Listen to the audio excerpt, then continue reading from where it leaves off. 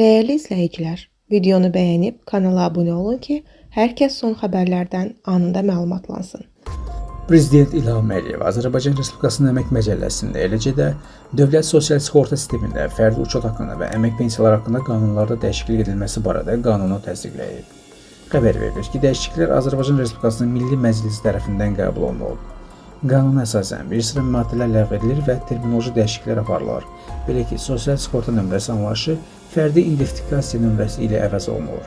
Bununla yanaşı, Əmək Məcəlləsində əmək müqaviləsinin nümunəvi forması ilə bağlı bəzi ifadələr çıxarılır və bir sıra maddələrdə redaktiv xarakterli dəyişikliklər edilir. Qanun 2026-cı il iyulun 1-dən qüvvəyə minəcək.